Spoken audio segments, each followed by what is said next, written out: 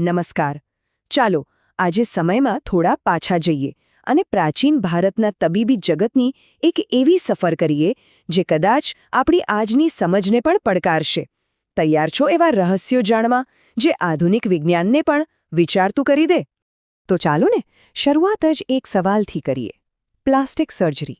આ શબ્દ સાંભળતા જ લાગે કે આ તો એકદમ આધુનિક શોધ હશે, ખરું ને?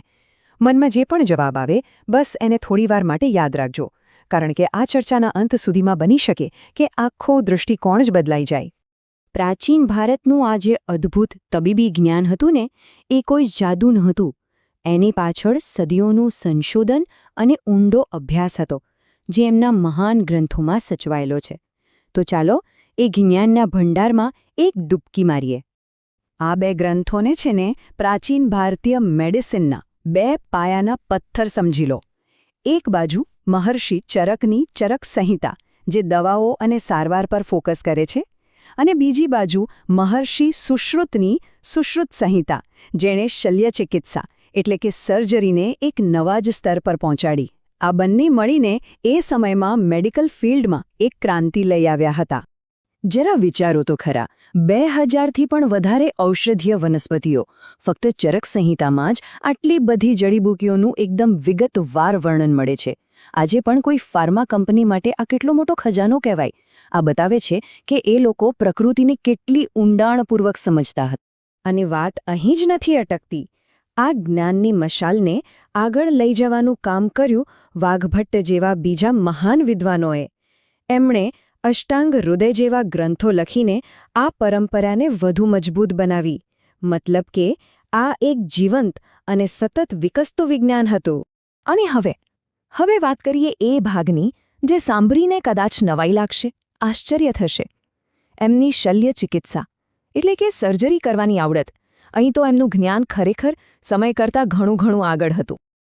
આ કોઈ કવિતાની લાઈન નથી. સુશ્રુત સંહિતામાં લખાયેલું છે કે એમના સર્જિકલ ઓજારો એટલા તીક્ષ્ણ અને ચોક્કસ હતા કે એ એક વાળને પણ ઊભો ચીરી શકતા હતા. વિચાર કરો, એ જમાનામાં આવી પ્રેસિઝન. આજના સારામાં સારા સર્જન પણ આ વાતને માન આપે. અને આ કોઈ નાની મોટી સર્જરીની વાત નથી. પથરી, હરસ, ભગંદર.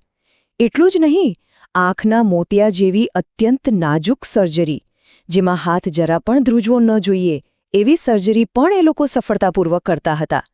આ એમની અસાધારણ આવડતનો પુરાવો છે.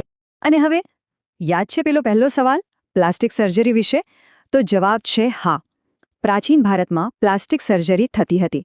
ખાસ કરીને યુદ્ધમાં જે સૈનિકોના નાક કે કાન કપાઈ જતા, એને ફરીથી સાંધી દેવાની, ફરીથી જોડી દેવાની કળામાં એ લોકો માહેર હતા. સાચું કહીએ તો આધુનિક પ્લાસ્ટિક સર્જરીના પાયા કદાચ પ્રાચીન ભારતમાં જ નંખાયા હતા. પણ સવાલ એ થાય કે આટલી બધી કુશળતા, આટલી ચોકસાઈ આવી ક્યાંથી? જવાબ છે એમના વૈજ્ઞાનિક અભિગમમાં.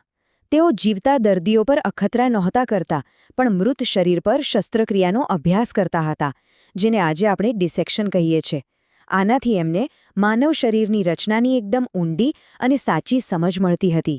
પણ એમની મહાનતા ખાલી સર્જરી પૂરતી સીમિત નહોતી. એમનો દૃષ્ટિકોણ ઘણો વિશાળ હતો. તે એક સંપૂર્ણ તબીબી વ્યવસ્થા હતી, જે ફક્ત રોગને જ નહીં પણ રોગના મૂળને મટાડવામાં માનતી હતી. જુઓ, એમની આખી સારવાર પદ્ધતિ કેટલી વ્યવસ્થિત હતી. બિલકુલ આજના પ્રોટોકોલ જેવી જ. પહેલું, રોગને બરાબર ઓળખો. બીજું, એના કારણો શોધો કે આવું થયું કેમ. ત્રીજું, પછી જેની યોગ્ય સારવાર કે સર્જરી કરો. અને ચોથું, જે કદાચ સૌથી મહત્વનું છે, કે ભવિષ્યમાં આ રોગ ફરી ન થાય એ માટે પરેજી અને નિયમો પાડો. એકદમ સંપૂર્ણ અને વિચારપૂર્વકની પ્રક્રિયા. અને જો એવું લાગતું હોય કે આ બધું જ જ્ઞાન ફક્ત માણસો માટે જ હતું, તો એક મિનિટ થોભો, કારણ કે એમની કરુણા અને વિજ્ઞાન પ્રાણીઓ સુધી પણ પહોંચેલું હતું. એમણે પશુ ચિકિત્સાને પણ એટલી જ ગંભીરતાથી લીધી હતી. એ જમાનામાં યુદ્ધ અને મુસાફરી માટે ઘોડા અને હાથી કેટલા જરૂરી હતા. એટલે એમના રોગો માટે અલગથી આખા શાસ્ત્રો લખાયા. ઘોડાઓ માટે અશ્વશાસ્ત્ર અને હાથીઓ માટે હસ્તી આયુર્વેદ. અને આ ફિલ્ડના એક મોટા જાણકાર હતા શાલિહોત્ર. એમને પ્રાચીન ભારતના સૌથી મહાન પશુ ચિકિત્સક એટલે કે વેટરનરી ડોક્ટર ગણવામાં આવે છે. એમના પુસ્તકો તો સદીઓ સુધી ગાઈડબુક તરીકે વપરાતા રહ્યા. આ બધું જાણ્યા પછી મનમાં એક સવાલ તો થાય જ છે કે જ્ઞાનનો આટલો મોટો સાગર, આટલી આગળ વધેલી મેડિકલ સિસ્ટમ આખરે સમયની સાથે ક્યાંક વિસરાઈ કેમ ગઈ? આ એક એવો સવાલ છે જેનો જવાબ કદાચ ઇતિહાસના પાનાઓમાં જ ક્યાંક છુપાયેલો છે, અને જે આપણને આપણા ભવ્ય ભૂતકાળ પર વિચાર કરવા અને એમાંથી પ્રેરણા લેવા માટે મજબૂર કરે છે.